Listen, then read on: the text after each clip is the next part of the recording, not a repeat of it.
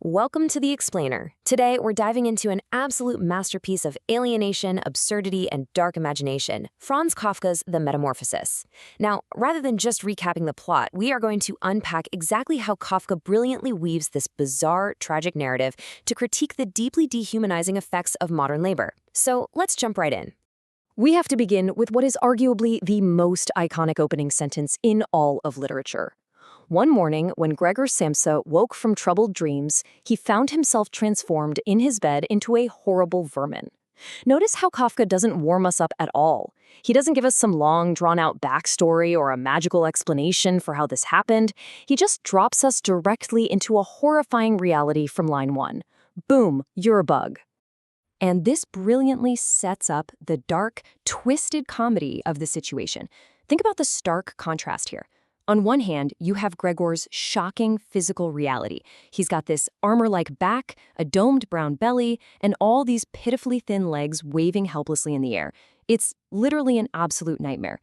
But what is his immediate concern? He is completely panicked about missing his 5 a.m. train for his grueling job as a traveling salesman.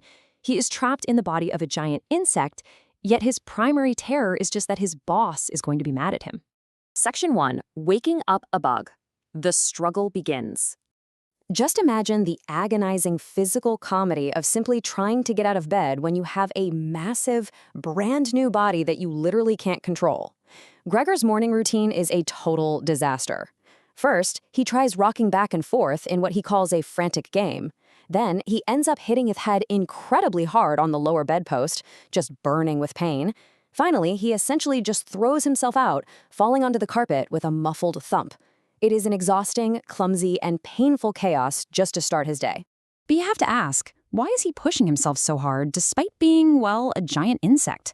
He actually laments the strenuous career he's chosen just to pay off his parents' debt. He complains about the curse of traveling, the terrible food, and having contact with different people all the time so that you can never actually get to know anyone. The absolute crucial point here is that Gregor's demanding job had already completely alienated him from humanity long before he ever sprouted antennae. In a very real way, he was already living like an isolated, mindless drone. Section 2. The immediate aftermath. The office investigates. Kafka injects this incredible sensory horror right into the text early on. Gregor is so desperate to appease his boss and save his family from financial ruin that he tries to unlock his bedroom door. But of course he has no hands, so he forces his toothless insect jaws to turn the metal key in the lock. And the result? A gross, visceral brown fluid drips from his mouth, flowing all over the key and onto the floor. He is literally mutilating his own new body just to prove he's still a good, compliant worker. And when that door finally swings open, total, absolute chaos. The chief clerk, who represents society and the corporate workforce, flees in sheer terror. Gregor's mother collapses into a dead faint. And his father? Well, he doesn't step up to help. Instead, he grabs the clerk's abandoned walking stick and a rolled-up newspaper and wildly drives Gregor back into his room, hissing at him like a wild animal.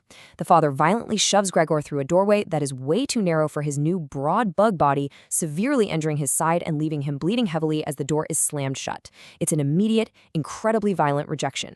Section 3. Fading humanity. The erosion of identity. It is deeply tragic to watch his sister Great's empathy just erode over time.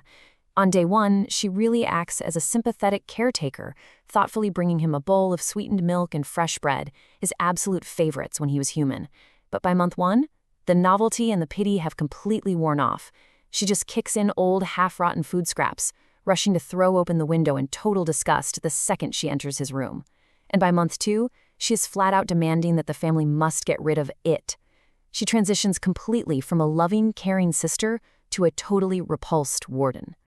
And Gregor is fundamentally changing from the inside out, too. Look at this diet shift. The fresh human food he used to love, like sweetened milk and fresh bread, absolutely disgusts him now. What does he actually crave? Half-rotten vegetables, old cheese that he previously called inedible, and hardened white sauce. This stark contrast perfectly illustrates his complete loss of human desires. His new biology is entirely dictating his reality. As time goes on, Gregor continues to adapt physically, but his human faculties fade entirely. He actually spends hours hiding under a bedsheet on the couch, purely to spare his sister the horrifying sight of him when she comes in. To entertain himself, he starts crawling up and down the bare walls, finding this strange bug-like joy in hanging upside down from the ceiling. But tragically, his human senses are failing fast. His vision deteriorates so much that he can no longer even see the hospital building that's just across the narrow street. His human world is literally shrinking right in front of him. This fading humanity leads to a heartbreaking conflict between his mother and sister. The mother desperately believes they must keep his furniture so Gregor remembers his human past, holding on to the hope that he'll one day return to them. But the sister insists on removing the furniture to give the bug empty walls to crawl on. When they actually start clearing out the desk where he did his childhood homework, Gregor goes into a full panic. In a desperate attempt to hold on to his fading human identity, he breaks out of hiding and flattens his hot belly against the glass of a framed picture of a woman in fur. He is determined to save at least this one single human possession. Section 4. The Final Betrayal. The family hits their breaking point. After Gregor escapes to save his picture, his mother faints in terror.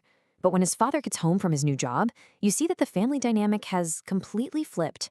The father is no longer this sluggish, tired old man who used to just lay entombed in bed all day. He is now standing tall, dressed in a smart, crisp blue bank uniform. He's actually been revitalized by his son's downfall. In a massive fit of rage, he chases the weakened Gregor and furiously bombards him with small red apples snatched right from a fruit bowl on the sideboard. And here is where we see permanent, visceral damage inflicted by his own father. Kafka writes, another one, however, immediately following it, hit squarely and lodged in his back, all his senses in confusion. Think about that. No one even dares to remove this apple. It just sits there, embedded in his flesh for over a month, slowly rotting, gathering dust, and causing him agonizing, crippling pain. This rotting apple becomes the ultimate physical symbol of the family's violent betrayal. To make ends meet, the family ends up renting a room to 3 bearded, highly demanding lodgers who insist on a spotless house. Because of this, Gregor gets totally relegated to a junk storage room. But then, a disastrous concert takes place. Great begins playing her violin in the living room. Gregor is so captivated by the beautiful music that he creeps out into the light, wondering if he is truly an animal if music can move him so deeply. It is his last, most desperate reach for human connection. But the result? The lodgers spot him in absolute disgust, completely freak out, refuse to pay their rent, and immediately give notice.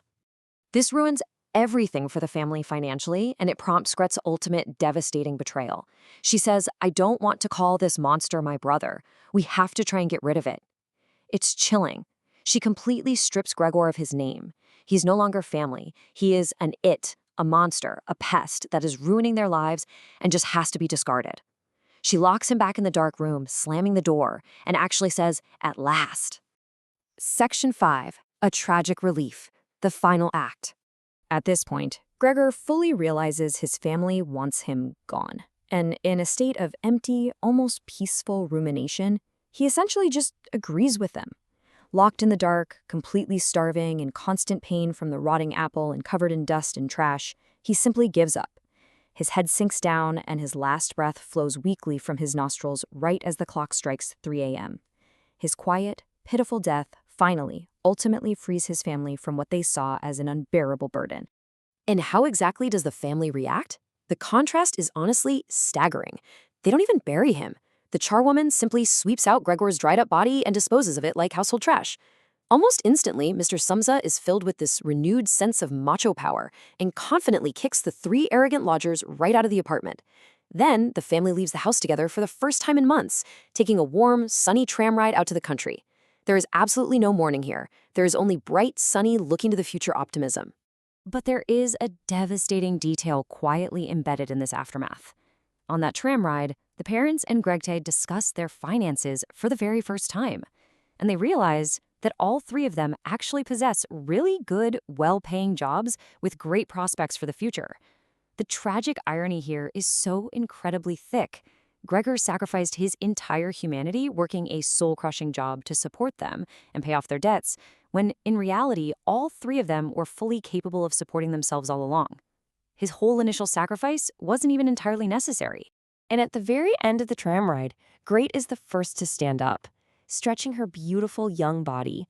Her parents watch her, realizing that despite all their hardships, she has blossomed into a healthy young woman, and it's time to find her a husband. You see, Great has completed her own metamorphosis. She has come of age and gained her vitality entirely at the expense of her brother's life. So, I want to leave you with one final crucial question. Who underwent the real metamorphosis here? Was it Gregor, who physically transformed into a bug?